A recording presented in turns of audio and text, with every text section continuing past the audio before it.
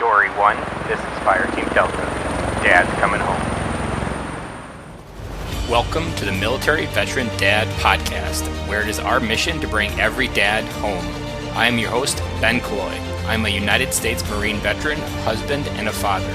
We will bring authentic conversations to inspire action in your life so we can close the gap between the dad you are today and the dad you want to be tomorrow. This is the Military Veteran Dad Podcast. Before we get started with this week's show, I just want to drop in with a few announcements. We just launched the blog on militaryveterandad.com. Go ahead there and check it out. There's a link in the show notes as well. We just launched the first blog post called Coming Home Part 1. Next, if you haven't already reviewed the podcast, I would really appreciate it. Those reviews are the lifeblood of any new podcast, and the larger the reviews, the higher you climb within the charts on iTunes, and it will help us get even more military veteran dads. Next, also in the bottom of the show notes, there's also a new feature called Ask a Question, where we're going to feature questions from the audience, you military veteran dads, and go ahead and accumulate them all into one show and bring them together. So if you want to have your question featured on a future episode, go ahead, drop it in the show note, or use the link in the show notes and drop it in, and we'll go ahead and get those questions answered. That's all I got, and real quick and simple. Now on with the show. Today on the show, we have Reden Dionisio. Reden joined the United States Navy in 2003 and is still serving on active duty in South Carolina. He is the owner of Fortis Fidelis Fitness Apparel and also operates a Facebook group for busy dads looking for a change. He is a husband and a father to a beautiful little girl. Reden, welcome to the show. Hey, Ben. Thank you for having me on. Appreciate it. Can you describe a little bit more what your family looks like right now and any gaps into the intro? Yeah. So my wife and I, we got married in 2016. And just last year, we had our first child, our baby girl, Ella Rose. She is now 7 months. First child and first grandkid for both sides. So is that short for Eleanor? No, just Ella Rose. Yeah. Nice. Beautiful name. My oldest, his middle name is Grace, named after my grandmother's mother's name. And my youngest daughter's middle name is Lillian Kate. And I've always liked those. You can do a lot with a middle name for a girl. Yeah, we originally it was supposed to be Marcella Rose. My wife wanted it shortened to Ella Rose, both for our grandmothers on each side. So, well, awesome. When you hear the words "come home," what do those mean for you? You're a new dad, just figuring out how to welcome them into your world and how to be present. When you hear those words, what do they mean to you? When I hear "come home," I mean, I think for me, it's just being present. A lot of us might come home physically, but mentally, we're at another place, right? We're still thinking about things that went on in the past. Our experiences, for military dads might be deployments that are still in our heads and in our thoughts. And for me, I think it's just being present, man. We've experienced so much through these deployments, being in Iraq and Afghanistan. For me, coming home is just being present and enjoying the time that you've been given. Being a new dad and still serving an active duty, what was that first challenge that you were like, whoa, what just happened? And what did you have to figure out and how did you handle it? Yeah. So it's kind of funny story. My wife, I was coming home from, I was TAD. I was temporary assigned duty for about 3 weeks. And my wife picked me up from the airport and, we hugged and everything. She told me that I was going to be driving. So I went on the driver's side and she had placed the test on the seat, but I didn't think anything of it. I honestly thought it was like a thermometer for some reason. And it was like in a Ziploc bag and there's 2 of them. I was like, hey, what the heck is this? And I just tossed it. And then my wife was like, look at it. And, I was like, oh, okay, well, all right, what is this? And I saw it, and the first thing that came out of my words were like, "Can we cuss in this podcast?" Or, yeah. The first word was like, "Oh fuck, oh shit." I mean, I've always, we'd always planned on having kids, but when that moment set in. It's like it was reality. Like, so you weren't consciously trying before that? We were trying, but it was still like at that time it just set in. Like, hey, I'm going to become a father. I'm going to become a dad. So that was pretty exciting. Did you have a strong father influence growing up? Yeah, definitely. A little bit about me. I come from humble beginnings. I was born in the Philippines. My dad, he had 6 other siblings, and his growing up was definitely a lot different than mine. Me growing up here in the States and him in the Philippines, where they had to. He was the only one that was actually given the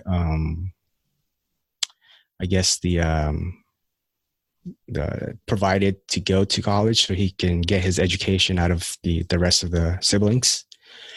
So, he had it a little rougher than me, and just his work ethic, because he's like your everyday handyman, like I look up to him as an example of what a dad should be, because no matter what, he's always taking care of his family, and he's very thoughtful about others. He's always placing others before himself, and sometimes I kind of get to him on that, because it kind of places him in compromising situations, where people might take advantage of his kindness. So, but yeah, he was a very strong father figure. That's good. I think a lot of military veteran dads end up in the military because maybe not having the best upbringing, and that first child coming into the world can be a really scary thing, because you realize you didn't have maybe the strongest role model, and you got to try to be the one for this child that you're now bringing into the world that's going to look up to you for all of her problems or his problems. Yeah, definitely. I mean, being a father, that's just like, when that moment hit, it was like, it's time to, I guess you can say step up, What are some simple time bombs that you use to come home to your kids? I believe kids love TIME. Your daughter's really young, and you're still on active duty, so your time's really crazy in many days, I'm sure still. So what are some simple things as your 1-year-old love for you to do? Just going back to the whole spending time, yes, I do. I'm still serving, but I tell my sailors all the time, the most important thing for me, and other than the service, is my family and my faith. I believe, and I encourage my sailors to, if there's any issues with their families, I encourage them to take that time to spend it with their family, and take care of any issues and problems that they may have. So, I think with me, they're out in Virginia right now. They're being there for a week due to a loss in the family, but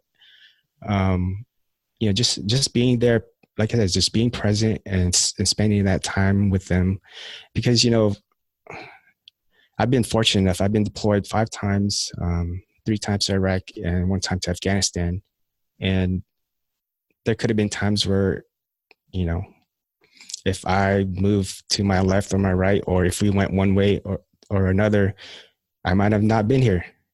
Mm-hmm. And I'm always grateful. And I try to, every morning, just practice that gratitude, and just, pray and be thankful to God that, I'm still here and I'm able to spend that time with my family. Not serving in the Navy, but knowing pretty much only the Marine Corps, the only thing we know is the corpsman side. But watching and knowing that they have to go away for so long, either they're a submariner, or they're on a boat or a vessel where they're going away for 6 months at a time. What advice would you give out there for a dad who maybe prioritizes service over family, to shift that mindset? Because I feel like in the military, it's so easy to prioritize service as a worthy sacrifice, or you're building up that credit card debt that eventually comes back to haunt you. And I've heard stories that like people can't wait to go on TAD after they get home. Like they've been home for a week and they're already looking forward to their next one. But in reality, that's just kind of like the excuse for them not to show up. Yeah. being in for 15 years, I've worked with and talked to, dads who've been in longer than me and, have gone on and retired, and just speaking to them, afterwards, after their retirement, it's one of those things that they really do regret. Yes, they did, get to go to all these places, move up in rank, but to what expense, right? Most, just talking to them, the number one regret is just, not being there for their families. And, what I always tell my sailors is the work will always be there. But your family, that's the number one important thing to take care of. You can be replaced at any given time. You're going to get out, you're going to separate, or you're going to retire, and there's going to be another person taking over your place. Right. Yeah. You like to think you're not a number in the military, but at the end of the day, you're a number. At the end of the day, you're a number. And you're out, and another person's in. Yeah, definitely. So, yes, my service is important to me, but not to the detriment of my family. I heard a story from one of my mentors, Dan Dwyer, that he met I want to say he was a 2-star general, and he never actually got to know his son until he joined the Marine Corps. Until his son joined the Marine Corps 18 years later, did they finally have a common connection that he was able to connect to his world. He just was off for those 18 years until he joined. And I can't imagine the amount of weight that a dad carries when they have that moment of awakening of that their son's time is gone, and now they got to try to figure out how to get it back. Right now, you're going to have to make time to basically get to know that a stranger, because that's how it turns out, right? Like your son or daughter, you being that gone for those many years, you're a stranger to them. So you only got one daughter, but when she's 30, what do you want her to think about you? What do you want her to brag to her friends about her dad? Yeah, so I thought about that. I think for me, the word that just comes up is caring. And, yes, of course, caring, loving your family. I mean, I think that should just be a given. That shouldn't be that should be a given that a father should and a dad should be, right? Mm-hmm. But caring to where he also takes care of others around him. I think that's most important. Like I said, just going back to my family, coming back from humble beginnings, every 2-3 years, my parents they always go back to the Philippines, and whenever they always go back, they always bring back boxes of supplies, gifts, sometimes money to just give back to the family that helped them throughout those years to get to the point to where they're at now. So I think caring and just being giving, those two words come up to my mind. I like that. And I think they're always watching us. And as you watch your dad's example, you're now reflecting that example into your daughter's life. Yeah, right. And it's extremely important to have a conscious awareness of what we're reflecting to our kids as far as who we want to be, who they want to look up to, and more importantly, what type of man they bring in their life. Especially, I have 2 daughters, you have 1. How we become and how we treat our wives, what kind of man we are, will be the type of man they go out to seek out into the world. And it's Definitely. So important for us to model those right behaviors, because so much of what they seek from other men in their future will be what they saw in us, and will be that person that they use as an example. Yeah, definitely. I think here's the thing. I think your kids will follow your example more than your advice. So I like to take that, take action rather than talk about it, Yeah. Do you know your kid's love language yet? Do you know what she's going to have for a love language? Oh, I think physical touch. Yeah, touching. Yeah. There's a book that I read 2 years ago, maybe now. It was Strong Fathers, Strong Daughters. Have you ever heard of it? No, I haven't. Well, it's an eye-opening book with a lot of scary statistics. And the simple one that I always remember is just by hugging your daughter, there's like a 60% chance less she'll have sex by the age of 12. Because if you provide physical touch for them, then there's less of a chance that they'll go out to seek it from someone else.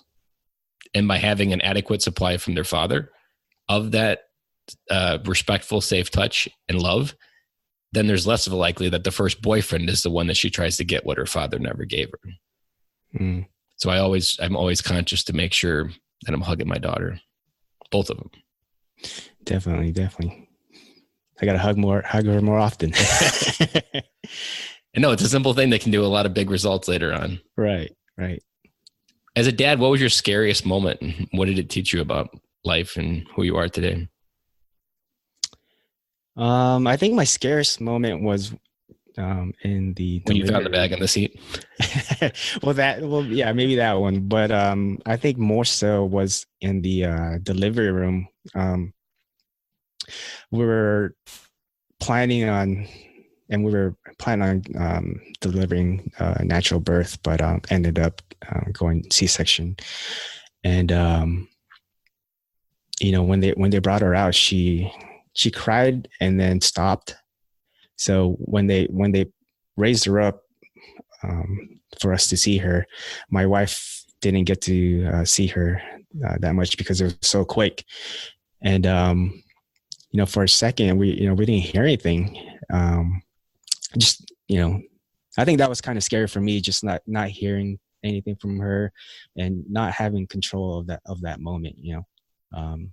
Ended up they just had to suction her but she turned out okay. My first one had a similar one. I think she was in labor. We started at like 5 a.m. and it was 10 o'clock at night and we were still pushing and ended up having to go to C-section. And it's a scary rush where it changes like in 15 minutes. And next thing you know, you're in the operating room and then you leave the operating room and you're hoping everything goes okay afterwards. That you're paying attention to the newborn and you're in a different room completely and waiting for that moment when you can get to see your wife again and reconnect your family again. It's a scary one. It was scary because, I'm a corpsman, I'm in the medical field. My wife is a respiratory therapist, so she's been in the other side of that situation. So she, like just knowing that the fact and it's your kid, that was definitely a scary little moment for us. It's also scary with the second one if your wife decide to do VBAC, which is the vaginal birth after cesarean, because everything is a little bit more high risk. Everything, you got to make sure everything works, and you could be right back in the operating room. Yeah. Luckily, the next two came out perfectly fine. Yeah, definitely. We didn't have any problems after that. What do you want your family's legacy to be? What do you want your overall family legacy to be when people think of your name? Or maybe it's continuation of your father's name. Sounds a little bit like you're carrying on his mission as well. Yeah, definitely. I mean, for me, obviously I want to help more people that I can, but I think the longer lasting legacy is knowing that I'm leaving behind hopefully more than one kids that will carry on that, that tradition of caring and taking care of others, being there to always provide whenever they can, and be of a helping hand to other people as well. And I think that kindness is such it doesn't sound like a difficult thing, but it's something that they don't always understand because there's like some internal struggle of being a little bit selfish as a kid, but then at the same time they want to be kind, but they don't always understand the what. I've said it a couple times in the podcast that one of the things that's really worked with my daughter is an idea called rainbows and storms, that rainbows only come after storms. So I've been teaching her to be the rainbow to someone's storm. Like if she sees a kid having a bad day, essentially a storm, to give them a rainbow by doing them something kind. And there has been some shift in their mind that easily understands more than kindness. I'm not sure because maybe kindness is too abstract of an emotion for them to understand, but rainbows, they understand. They can always spot them in the sky, and they understand storms because they don't like them. So maybe it's something about putting them together. But my daughter's only 6, but we talk often about the rainbow she gave away during the day. Yeah, I think it's very important, like at a younger age, it seems like kindness is just rare nowadays. You know, like I don't know, maybe, you know, like being just be kind to others and treat other people the way you want to be treated. I mean, it's as simple as that, like people have heard that so many times, but I think the action, like instead of talking about, just act on it. Mm-hmm.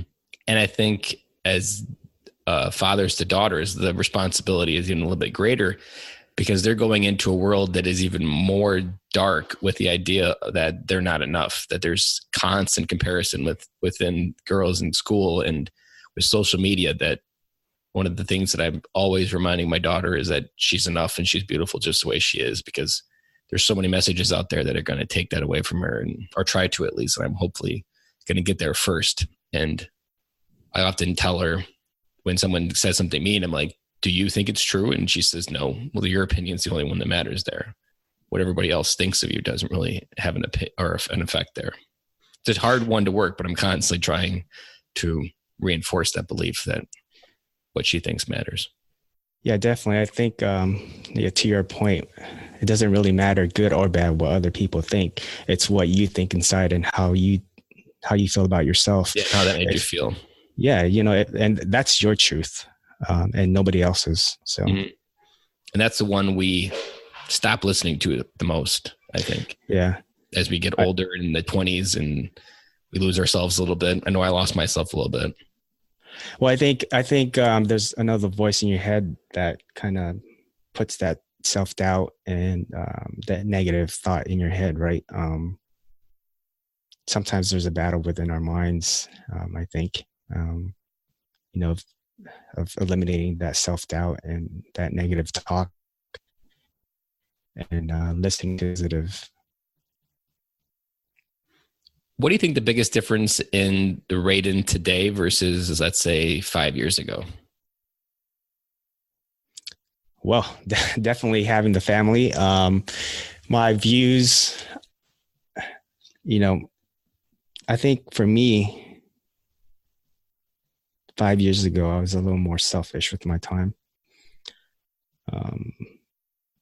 Being single, I didn't really want to be tied down or to one situation or one place.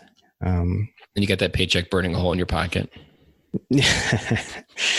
Luckily for me, I was good with, saving and investing my money. But I think just being 5 years ago, I was just more selfish with my time. And then now, present day, me with a wife and a baby girl of 7 months, giving that time to them as well. Is there any perspective that you have now looking back that you maybe tell to other single sailors or military members of what you wish you maybe were thinking about doing before starting a family? You say that question again, you kind of cut off. Like, is there anything that you can reflect back and look on and say, even just 5 years ago, of what you wish you might have been doing instead before settling down and have a family? Like, is there any activities you wish you were doing, or trips you were taking, or lifestyle that you were living? For me, I think 5 years ago, or when I was single, I think I wish I could have started more in my entrepreneurship journey. Because I started this right after my wife and I got married, a couple months into it. And right now for me, that's the difficult part, because, I have time with my service, time with my family, and time that I have to put in with my business in order for it to succeed. People always talk about balance. To be personally honest, there really is no balance, because if you're, putting the time in your service, that's where your time is going. If you're putting that time with your family, that's where your time is going. And the other two are just suffering, right? So if you spend all your time in your business, that you're taking that time away from your family. So the balance thing, I think, is just, prioritizing what really is important to you. Mm-hmm. And being able to live with your choice, whatever. And knowing that there's going to be consequences to your actions. And yeah, I think just finding out, just, on this journey, there is no balance. That's some good advice. And I've been on this road for maybe 3 years in different various forms. And having those kids, I mean, right now my heart is divided among 4 people. And you only get a few good years where your heart's not divided, that when you're not doing something for someone, that no one else suffers. And those are the times where you can hustle and you can grind and you can stay up late and you can sleep in if you need to. But the later years, like now, I mean, everything, even with my podcast, I've been very deliberate on going slower than I wanted, or maybe could go if I would have pushed harder, because I wasn't willing. I made the conscious decision. I wasn't willing to create a podcast for military dads and then sacrifice time with my kids to build that podcast. But at the end of the day, I've lived with that decision. It eventually comes, and it's just what you want to make peace with. And it's also, I think it's important that if you do go lopsided one way, like if you go TAD, I think it's important that you recognize there's a deficit in a different bank account, and then you dive into there and start making investments. You don't continue to dive into your service if you just got back for 3 weeks, because then you're just continuing to borrow from time that you aren't consciously deciding whether you want to give it away or not. Yeah, and definitely. And I think communicating that with your wife, your spouse, just be clear with your goal and your intentions, and kind of communicating that with your wife and spouse, that knowing, hey, for me, it's all about prioritizing and being organized with my time. I think that's a lot of people like doing that.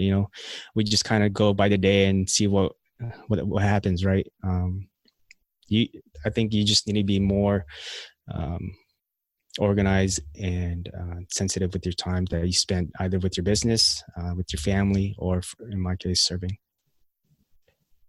So being in the military, marriage can be the one thing, especially if you have kids, that can kind of just get put to the side because you just feel maybe overwhelmed with a lot of things. What advice have you given to other sailors, and what advice would you give to other military dads looking to come home to their marriage, where maybe there's a big gap between what they have and what they want between their wife and who they are today? I mean, I think you just said it right there. Just come home. Is there anything that your wife enjoys more when you come home from TAD that you recognize that's impactful?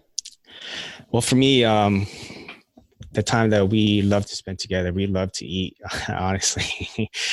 So I know she enjoys just, spending time out, either whether that going traveling or just going out to a restaurant and, So her love language is quality time. Yeah, definitely quality time. And, we've tried to develop, at least once a week, we have a date night, just a couple hours. We can't really do it right now because we don't have any babysitter, but when we had our grandparents here, her grandparents, they were able to take care of our baby. And, I think just, spending that time with them, and getting rid of the phones, I think, I don't know why there's always a tendency for us to, like, when there's always a moment of silence, we reach down to our pockets and take that out. For me, I think our brain's just not used to being silent anymore, or alone with our own thoughts, that we always want that companion, which is why I think meditation is such a hot topic today in mental health society, or the United States and the world, because it does force you to just be alone with your thoughts. And sometimes that's scary for people. I think people are so wound up in their own world that they don't want to hear what their brain's thinking about, because they're either avoiding, or they got this big shelf of things they're trying to avoid in their life. And as long as they're on their cell phone, then they don't have to deal with it. But I used to be this person that used to just stack stuff up on a shelf in my head mentally. And eventually that shelf would break. And everybody's had those days. And then you just try to put it back together before anybody notices. And hopefully you didn't hurt anybody's feelings when it broke. And then you just keep stacking stuff up there. And I think that's a lot of the social phone connection of just, it's also, I think, safe. I think people feel safer in their own world on social media than they do in the real world these days. And that's not good either, because then you're just disconnecting from reality and then almost it connected to the dopamine of your Facebook feed, which isn't good. And I think there's a similarity to this. I've used it for the kids. Like when your kids turn 18, they're going to betray you. They're going to leave. And your wife is going to be the one there at the end. Same thing with your service. If you're doing 20 years, it will betray you. Nothing about your service will carry you to the grave, except maybe the 21 gun salute when you at the funeral. And your wife is the one that's going to be the constant through all of that. And it's so important to prioritize her above kids, as much as cliche as that sound. But your kids are going to love you no matter what. And they're going to betray you, and they'll be perfectly fine generally, even if on your worst day. But your wife is the one that chose to do life with you. And I think coming home to your marriage is extremely important there. Yeah. And I'm sure you see it with sailors, because they come home a lot more. And it's almost like probably landing on an aircraft carrier itself. It happens within seconds when they come home. They're back in their family from being away for 6 months. And just like an aircraft carrier, they got to come to a sudden stop and reintegrate to life on a Navy ship. Except this time it's their home. Yeah, definitely. I think for me, people always talk about 50-50, right? It's kind of like meeting halfway, 50-50, right? Why not just be 100%? Just give back without expecting anything in return. I mean, you've chosen this person to spend the rest of your time with. Why do you have to always, when you give, you expect something in return? I think we need to stop focusing on like what this person can do for me, but what you can do for that other person. Tony Robbins says often about expectations that if you can switch your life from expectations to appreciation, it can literally change overnight. And I had the same idea that I realized a lot of marriage was built around, or my marriage was built around expectations. And it's not easy. It's a constant battle, especially it gets harder in today's society. It's a me type mentality you're reinforced with, but you truly have to walk into everything with gratitude, appreciation, and just the showing and support of that this is a person you love and you'll do anything for her no matter what you get in return. Yeah. And definitely for me, it's like, and I've struggled with this too. Like when, there's things not going well with my business or whatnot. And sometimes to be honest, I take it out on my wife sometimes. And for me, that's not fair to her. We shouldn't look at our partners to make us happy, right? They can't fill that void for you. Only you can. And, it's not fair to them to take it out on them as well. And so much what you bring home, even if a veteran suffering from PTSD, all of those things end up being something that your wife has to bear, and she can only bear so much. And I think this is why it's so important for veterans to find tribes. You're still in your tribe, so you have that support network. But once you get out, that tribe is so fundamentally important, because you're not just meant to give everything to your wife to carry. You need that tribe of men to help carry what you can't lift. In the military, we used to say that if you couldn't lift something, you didn't have enough people doing it or enough people trying. And I've equated that to life a little bit, that if whatever you've got today in life, you can't carry it by yourself. You weren't meant to carry everything by yourself. You just need more people to help lift it you. Yeah. And that's what you need those tribes for. And it's so important because, like you said, your wife can't handle it all. And when we just need to recognize it. So important just to apologize. Like having that awareness that you did that's powerful in and of itself. Definitely, man. So just recognize that as well. What is a resource or a book you would recommend to other military veteran dads, and why? It's nothing military related, but a book that I read recently that's made a major shift in my life was Man Up by Bedros Keuilian.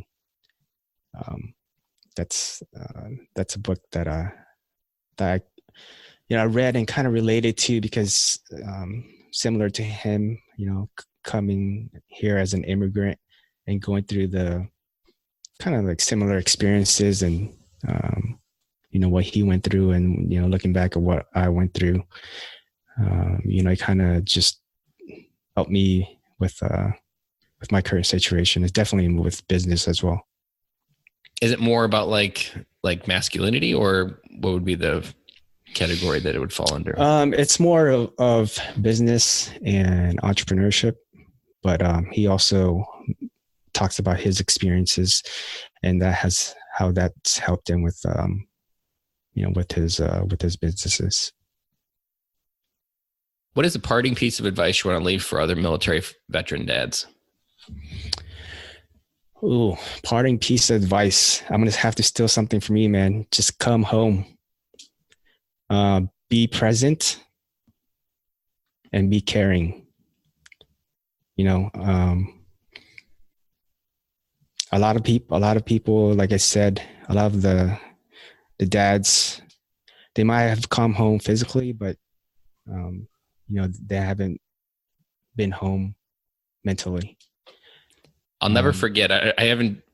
We didn't talk about this, but me and you met at Military Influencer Conference last year in Orlando, where all of this idea fully took place, right, of the podcast. And on the plane ride home is when I wrote out my business plan. And I'll never forget that moment when I was doing a mind map, and I was drawing all these lines going left to right, and then I came up with the idea of come home, and I was like, it just struck a chord with me, because so much of what we need to hear is that we're just not home. And those two words, I remember when I was writing this podcast idea and thinking, like, I just want someone to hear this podcast and hear the words come home. And like, to me, that's like, if that resonates and that makes them trigger, then that's all we need to do. Then the mission is complete. Definitely, man. And I appreciate you for creating this podcast for military dads, and, making a change and for the better in our community. Definitely kudos to you on that. And the crazy part is how me and you met, that just standing in line waiting for our badge, I started talking to you. Oh yeah, definitely. Yeah. Talk about two random points in the universe coming together to provide value for military dads. Definitely, man. So, come from that, you, like you said, just created this platform, and that will no doubt reach hundreds and thousands of military dads out there. Where can people connect with you, Reden, if they want to find more about your Facebook group or even your fitness apparel? Yeah, so you can connect with me on Instagram or Facebook, Reden Dionisio. The Facebook group, Operation Fit Dad.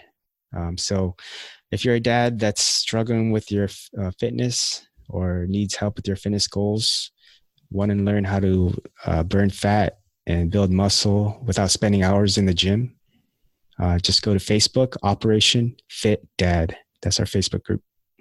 I'm kind of a sucker for fitness groups, because it was almost this time last year that I was sitting on a Saturday and my pants stopped fitting. And I was like, I am so tired of my pants stop fitting. This is a common problem, theme in my life. And I'm just like, I'm done. And my episode number 2, Chris Hughes, he had a Facebook ad going for a Driven Dad program, and it was like $180, and I was weak in that moment, and it was like 10:30 at night, and I clicked it and signed up, and the next thing you know, on Monday I've got a Facebook or a membership to the gym. And for me, the fear of the gym was such a trap from the military, because I tried to get fit in the military and just never could, and tried my hardest, and that failure was just sitting in front of me. And here, almost a year later, I'm still at it, still going to the gym, still connected with Chris. And this Facebook group, these things can change your life, because showing simply just where to walk when it comes to fitness can be the simplest thing. Like for me, the hardest part was just walking alone on that journey, and just having someone there like you, Rain, to demonstrate, to show that you don't die when you go to the gym, that you can't live.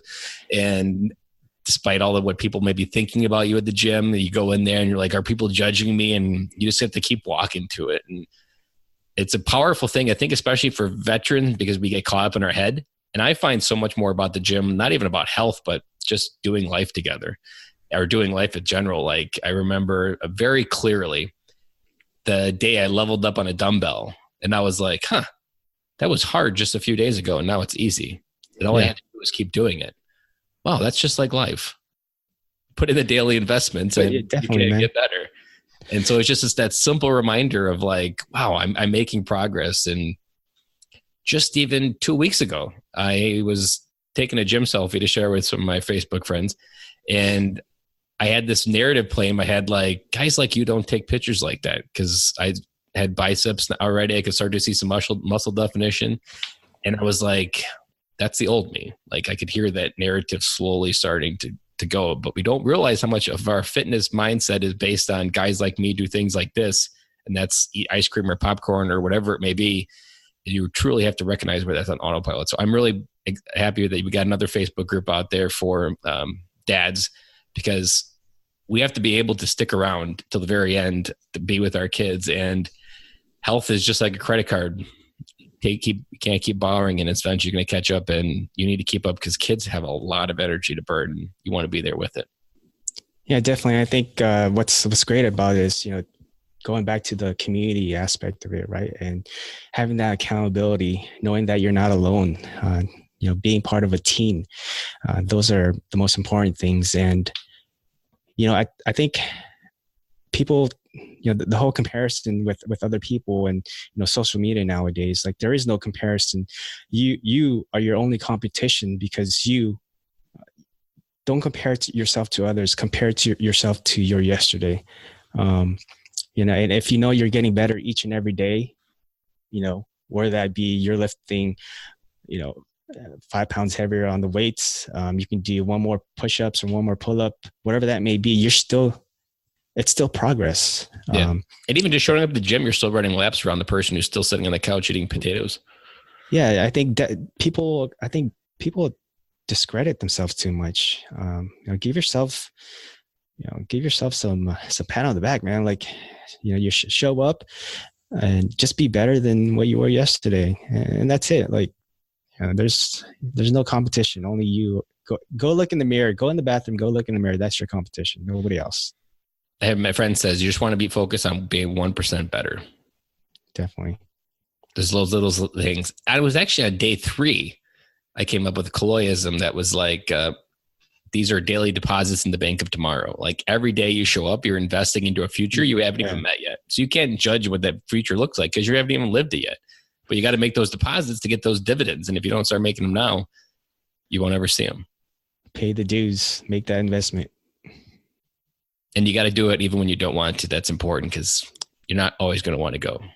Hey, one more thing. So on, talking about paying dues and making an investment. So January 1st, I started this 50 burpees a day challenge. So if there's any dads out there, I usually go live on Instagram, just so for me, it's accountability, right? And it lets people know, hey, where's your, if I don't do it, or, you think no one's watching until someone like, hey, you didn't do it. Yeah. So it's more of, not me like, hey, here's me doing 50 burpees, but it's more of like accountability and letting other people know like, hey, you can do this. Like it's all about, for me, just going back to mindset. I did a Facebook Live with us doing, it was just like 5 push-ups, but I had all the kids in the living room doing them together. I had my daughter on my back because she's too little and she starts crying because she can't do them yet. But the other 2 love it. And we're setting a clear example that families that work out together, grow together, and do life together. Yeah. And I think you hit it right on the head, man. Just if you take care of yourself, you'll be able to take care of your family later on down the road. Because if you don't take care of yourself, just think about who's going to take care of your family if you don't. So. And we actually, early on, I realized I have no right to take away that time from my daughter for me to be 65 or 75. She's going to want me there, and I have no right to take that time away from her. But decisions I make today are going to take that time away. So it's you have to, and everybody's going to be perfect. No one's going to get it right every day. But as long as you have the right end game in mind, you'll end up there. It might be a squiggly line or a zigzag line, but you'll get there. Yep. Reden, I really appreciated this conversation. It was really good. And currently, Chris Hughes' number 2 episode with his fitness is the number 1 episode so far. So we'll see if you can trend upwards above him. I appreciate it, man. Thank you for having me on, Ben. Thank you. That's a wrap. And thank you for listening to today's show, and I really hope you enjoyed it. The lifeblood of any new podcast are the reviews. If you haven't reviewed the podcast yet on iTunes, I would really appreciate it, and you will help us get the message out to even more military veteran dads. As John Maxwell says, if there is hope in the future, there is power in the present. Dads, it's time to come home.